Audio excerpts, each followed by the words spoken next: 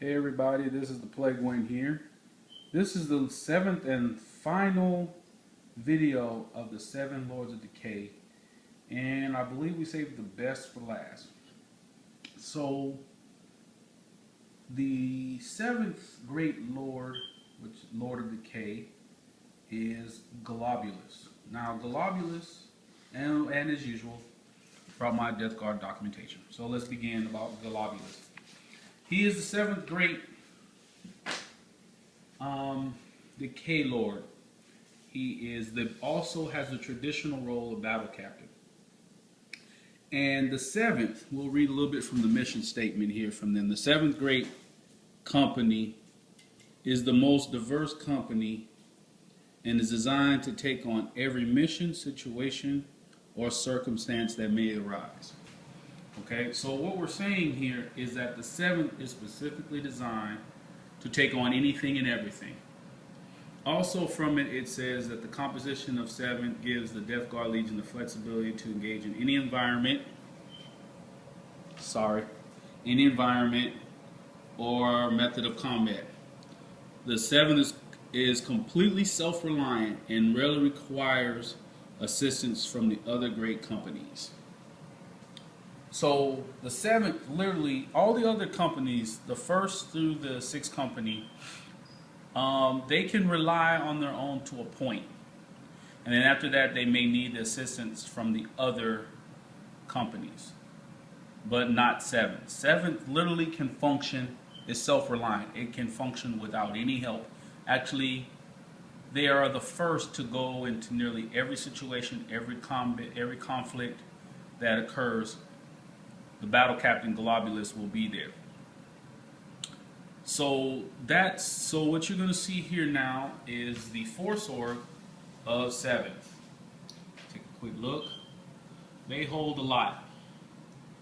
So we'll quickly go through what seventh does. I'll touch a little bit about what each person does because each company within seven also does something unique to keep this great company as diverse as possible. So let's go through each one. So the first thing you want to do, I'm going to show you onto maybe your left, but Golobulus' right, is Herpetidius, and he is the seventh great company commander who has the title of battle captain when Golobulus is not present. So now I guess the question would be, why am I introducing the seventh before even the first? That's a good question. So the answer to that is, in the Death Guard Legion's fluff, you will see that the battle captain is a privileged title, and I'll have a video on the privilege ranks and stuff in another time. But he is the first in line to take over Golobulus' place. In most Space Marine chapters or even Chaos chapters, the first captain normally is the one in place to take over for the leader. But not so in the seventh company. The seventh battle company, or the one who holds the title of battle captain, is first in line for leadership. Okay? Also to Golobulus' left, you guys' right, is Marshal Dustak. And Marshal Dustak, why I'm mentioning him now, because his force org is literally all the vehicles that you see in the rear.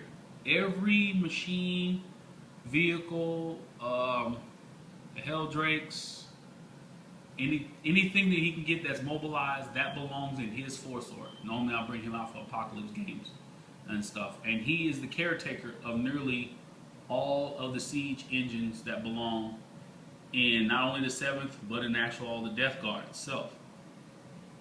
As well as he is also the caretaker of the Legion's fleet. I will show his fleet later. I was starting to run out of room on the table, but he has the entire fleet. He's the caretaker of the Death Guard fleet itself.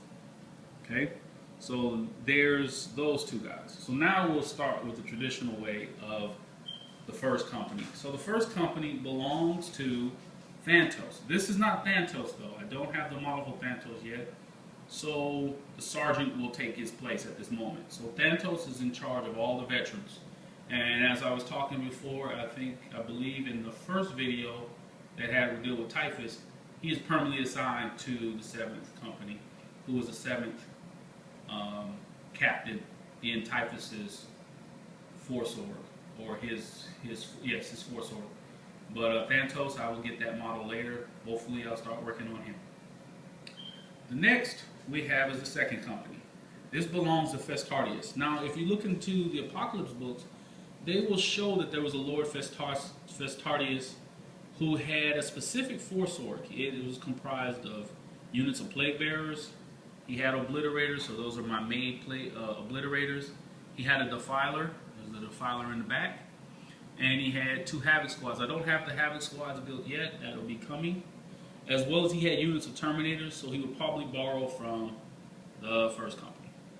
And he is the rapid deployment force. So when I need to have my initial point on the ground in the beginning of my base operations, and I need someone to be down there in a hurry, then Festardius is normally the one who comes down. So that's my rapid deployment force.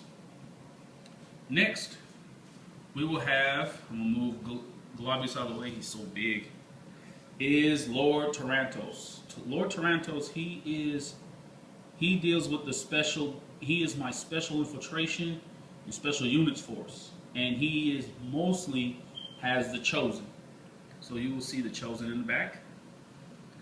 Some of them you see they're painted, some of them I'm still working on. As well as he will have units of plague marines, and he will also have some blight drones and plague drones in his arsenal that he can pull, as well as obliterators. Okay, so that is Lord Tarantos, Special Forces unit. Next we have Parasidius. Parasidius is also known as the host.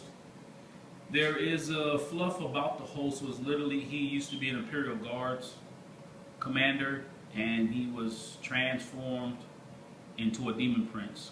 So that represents him. And they didn't have a name, so I gave him one.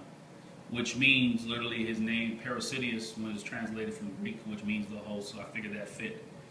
He has a demon force, as well as you'll see he has some Ogrins. I didn't put the Beast of Nurgle in there, but he also has them as well. So he basically is the demonic force in the 7th. And the 5th. The 5th is, this is Lord Mingler. And he has, he's also known as the Shock Lord. I need to still paint him, as you can see.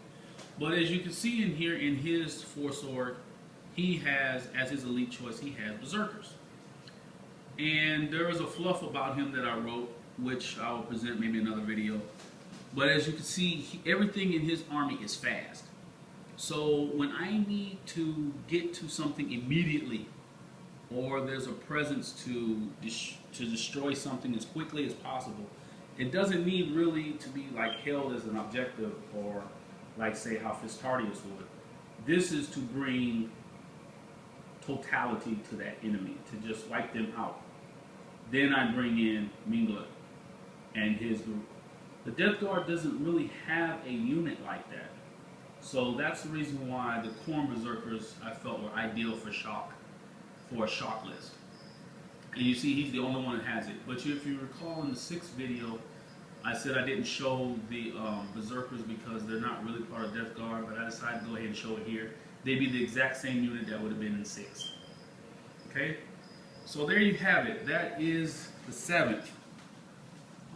Like I said, these guys are pretty much, this is my most diverse company, and they allow me to bring anything and everything to any situation, any battlefield. So that is 7th. Shout out to the Campaign Gamers Club and the President Night Cage. Hope you guys were enjoying the videos. In the future, there will be some more videos about each of the lieutenants, so I'll go into them a little bit more in depth. And like I said, these are my first 7 videos introducing my legions. I hope you guys liked it. Thank you for your support. Your comments and suggestions are greatly appreciated. Look forward to talking to you guys or seeing you guys really soon. Take care, everybody.